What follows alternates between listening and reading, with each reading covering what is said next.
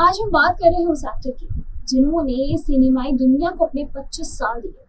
25 साल का उनका ये सफर बॉलीवुड की किसी सुपरहिट मसाला फिल्म से कम नहीं था। इसमें दर्शकों को लगातार चौंकाते रहने वाले अभिनय का रेंज रहा। बॉक्स ऑफिस में धमाल मचाती फिल्में रही या फिर खूबसूरत माशुकाओं के साथ उनका संबंध रहा। संजीव कुमार का ये जलवा किसी सुपरस्टार से कम नहीं था।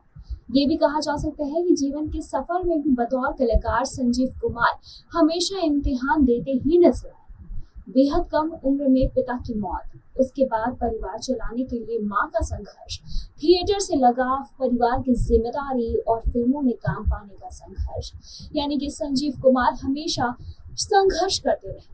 इन सब के बावजूद उनके चेहरे की स्माइल हमेशा बनी रही और उनके अभिनय की खास शैली में इस मोहक मुस्कान का अहम योगदान रहा।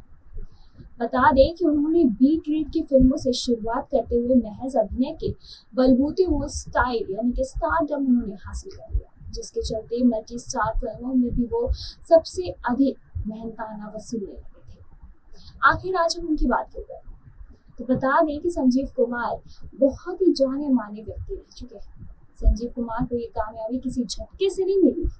उन्होंने इस कदम पर हर एक कदम दर कदम चलकर उसे हासिल किया था। आज हम संजीव कुमार के बारे में बात कर रहे हैं, तो जानिए संजीव कुमार से जुड़ी कुछ दिलचस्प बातें हमारे इसी रिपोर्ट में। इस तालीम को हासिल करने के लिए संजीव कुमार की मां ने अपने जेवर गिरवी रखे थे, तब जाकर शशधर मुखर्जी के एक्टिंग स्कूल की फीस जमा हो पाई। उनकी मां चाहती थी कि बेटा पढ़ लिख कर डॉक्टर या वकील बने, लेकिन संजीव कुमार को मन को अभिनय में रमा देकर उन्होंने ये फैसला लिया था। संजीव कुमार के संघर्ष की दिलचस्प कहानी में उनके नाम की कहानी भी शामिल है। दरअसल हिंदी फिल्मों में काम तराशने के बाद पहले वो हरिहर जेठालाल के नाम से थे और थिएटर की दुनिया में काम करने लगे थे। दरअसल नाटकों में काम करने के दौरान एक हंगल ने चर्चित नाटक डमरू में संजीव कुमार को 60 साल के बुढ़े का रोल दे दिया गया। महज 19 साल की उम्र में संजीव कुमार ने ये किरदार निभाकर सभी को बहुत चक्का कर दिया। हिंदी फिल्मों में काम करने की तलाश में हरिहर जेठालाल जरीवाला को पहला मौका 1960 की फिल्म हम हिंदुस्तानी में मिला। सुनील दत्त और आशा पारेख की इस फिल्म में संजीव कुमार का रोल महज 2 सेकंड के क्लोजअप वाला था। इसके बाद उन्होंने निर्माता, निर्देशकों और स्टूडियोज़ को चक्कर लगाने शुरू कर दिए। इस दौरान थिएटर के अपने दोस्तों के साथ बातचीत करते हुए हरिहर जेठालाल ने कहा कि उन्होंने अपना स्क्रीन नेम तराशना होगा। संजीव कुमार की मां का नाम शांताबेन जरीवाला था। उन्होंने अपने दोस्तों से कहा था कि नाम तो ऐसा रखूं, और उस वक्त दिलीप कुमार और अशोक कुमार की कामयाबी का असर देखते हुए उन्होंने टाइटल कुमार रखना तय किया। नाम भी तय कर लिया, संजय कुमार। संजीव कुमार के करियर की दूसरी हिंदी फिल्म आओ प्यार करे 1964 में रिलीज़ हुई और इससे उनका क्रेडिट संजय कुमार गया। इस फिल्म के बाद कमाल अमरोही ने उन्हें शंकर हुसैन फिल्म जो कमाल नहीं बना सके के लिए अनुबंधित किया और कहा कि ये नाम बहुत इम्प्रेसिव नहीं है। कमाल अमरोही ने संजीव का स्क्रीन नेम गौतम राजवंश रखा। हालांकि पाकीजा फिल्म के काम में कमाल इतना खूब डूब चुके थे कि उन्होंने ये फिल्म कुछ शॉट्स के बाद पूरी नहीं की। इस लिहाज से देखें तो गौतम राजवंश नाम भी संजीव कुमार को जचा नहीं। इस बीच 1964 में दोस्ती फिल्म सुपरहिट हो गई और संजय खान इस फिल्म में स्थापित हो गए। ऐसे में एक संजय खान के होते हुए संजय कुमार नाम से फिल्म करना फ़ायदेमंद नहीं होगा।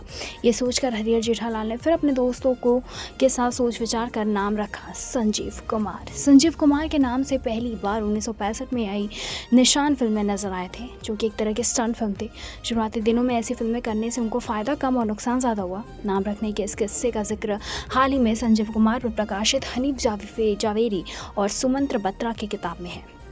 बता दें कि 1968 में संघर्ष फिल्म में संजीव कुमार ने दिलीप कुमार के सामने दमदार अभिनय करके अपना जो सिक्का जमाया वो उनकी मौत के समय तक यानी कि अगले 17 सालों तक जारी रहा। इस दौरान संजीव कुमार ने न केवल बॉक्स ऑफिस पर कामयाबी के झंडे गाड़े बल्कि कामयाब फिल्में दी, बल्कि लीग से हटकर ऐसी फिल्मों में भी काम किया जो अपने दौर से कई आगे थी। 1970 में प्रदर्शित खिलौना में मानसिक बीमार का सपना सामना कर रहे किरदार ने उन्हें शोहरत और कामयाबी के आसमान पर बिठा दिया। 2 साल बाद 1972 में आई कोशिश में उन्होंने बिना बोले अपनी आंखों से जादू भरा। अभिनय कर दिखाया, लेकिन बतौर एक्टर संजीव कुमार ने खुद को कभी रिपीट नहीं किया और ना ही किसी इमेज से टाइप्ड हुए। उन्हें ऑल सीज़न एक्टर कहा जाने लगा। अपनी इमेज की परवाह उन्हें रत्ती भर नहीं थी। इसका अंदाज़ा इस बात से लगभग लगाया जा सकता है कि वो एक समय में अनामिका में जया भादुड़ी के प्रेमी की भूमिका निभा रहे थे और उसी वक्त परिचय में वो उनके पिता की भूमिका निभा रहे। शोले में उन्हें जया भादुड़ी के ससुर की भूमिका अदा की। एक तरफ वो शोले और त्रिशूल जैसी मल्टी स्टारर फिल्म में अपने अभिनय से लोगों का दिल जीतते रहे, वहीं दूसरी तरफ प्रयोगधर्मी फिल्मों के जरिए भी लोगों को चौंकाते रहे।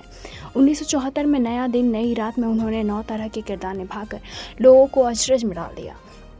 1977 में काफ़ी कम पैसों में सत्यजीत राय के साथ शतरंज के खिलाड़ी में काम करना स्वीकार कर लिया। 1978 में पति और पत्नी और वो के रूप में सुपरहिट फिल्में दी। 1982 में अंगूर जैसी बेमिसाल कॉमिक फिल्में दी।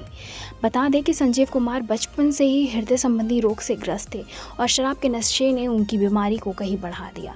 करियर के चमकते दौर में महज 37 साल की उम्र में उन्हें पहली बार हार्ट अटैक आया, लेकिन उन्होंने अपनी जीवन शैली में कोई बदलाव नहीं किया। इसका खामियाजा उन्हें भुगतना पड़ा और जल्द ही उन्हें दूसरा हार्ट अटैक भी आ गया। इसके बाद संजीव कुमार ने अमेरिका जाकर अपनी ओपन हार्ट सर्जरी भी कराई। वो जब अमेरिका से लौटे तो उनके पूरे तरह से ठीक हो जाने की उम्मीद थी, लेकिन सिनेमाई निर्माताओं के काम पर लौटने के आग्रह में फंसे और प्रोजेक्ट को पूरा करने के चक्कर में उनकी खुद की इज्जत ने उन्हें आराम का मौका नहीं दिया।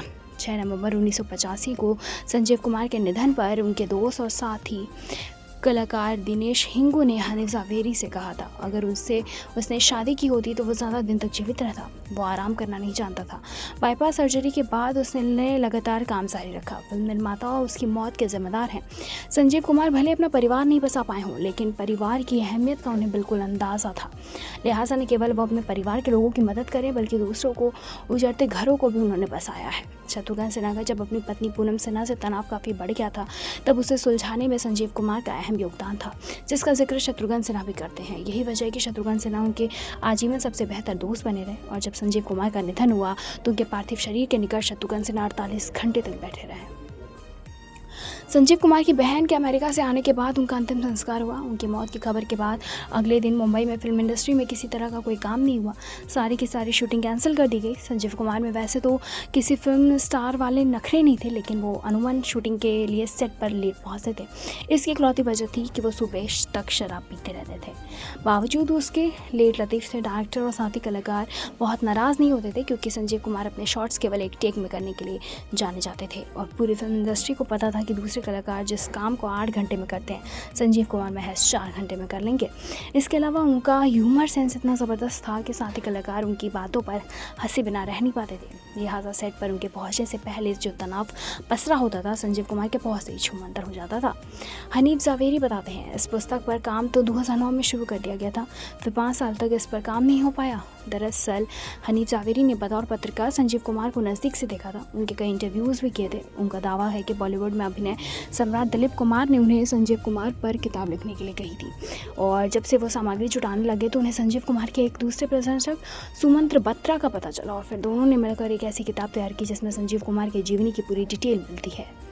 जी हाँ, बता दें कि आखिर ऐसा क्या हुआ था कि एक्टर ने अपनी ही मौत की भविष्यवाणी कर डाली थी। दरअसल एक इंटरव्यू में संजीव कुमार से जब पूछा गया था कि वो अपनी ज़्यादातर फिल्में खुद की उम्र से बड़े रोल क्यों प्ले करते हैं, तो इस पर संजीव कुमार ने ऐसा जवाब दिया था जिसे सुनकर हर कोई दंग रह गया। संजीव कुमार ने कहा था, क्योंकि मैं कभी भी अपना बुढ़ापा नहीं देख पाऊंगा, इसलिए इस उम्र को मैं पर्दे पर निभा कर अनुभव ले रहा हूँ। दरअसल संजीव कुमार के घर में कोई भी मर्द 50 साल की उम्र से ज़्यादा नहीं जी पाया और संजीव को भी इस बात का एहसास हो चुका था कि वो 50 के होने से पहले ही दुनिया छोड़ देंगे। संजीव कुमार की ये बातें आगे चलकर भी सही साबित हुई, क्योंकि एक्टर ने महज 47 साल की उम्र में ही दुनिया को अलविदा कह दिया। एक्टर को 47 साल की उम्र में हार्ट अटैक आया, जिसके बाद उनके हार्ट की सर्जरी हुई। बावजूद इसके कुछ ही दिनों बाद उनका निधन हो गया। बता दें कि उनकी लेट लतीफ़ी के डायरेक्टर और साथी कलाकार बहुत नाराज़ नहीं होते थे, क्योंकि संजीव कुमार अपने शॉट्स के लिए जाने जाते थे। इसके अलावा हम ये भी जानते हैं कि बॉलीवुड किस्सों में कड़ी में आज हम आपको एक इंडस्ट्री के लीजेंडरी एक्टर रहे संजीव कुमार की वो कहानी लेकर आए हैं, जो कि एक्टर ने अपनी मौत से पहले ही अपनी भविष्यवाणी कर दी थी। दरअसल हनीफ जावेरी ने बताया था कि फैमिली की अपनी कुछ वजह थी, लेकिन इसके बाद मैंने संजीव कुमार को जानने के लिए करीब 150 लोगों के इंटरव्यू किए। वक्त चाहे जितना लगा, लेकिन हम लोग ने मुकम्मल किताबें तैयार की। जी हाँ, हनीफ जावेरी का बहुत बड़ा योगदान रहा है इन सारी चीज़ों में। संजीव कुमार बचपन से हृदय संबंधी रोग के ग्रस्त थे और शराब के नशे में उनकी बीमारी को कहीं बढ़ाया गया। करियर में चमकते दौर महज 37 साल की उम्र में उन्हें पहली बार हार्ट अटैक आया था। दूसरा हार्ट अटैक उनकी मौत का कारण बन गया। आपको संजीव कुमार की ये कहानी सुन के कैसा लगा, हमें कमेंट करके बताएं। ऐसे तमाम लेटेस्ट खबरों को जानने के लिए जुड़े रहे हमारे साथ और देखते रहें नेक्स्ट लाइव।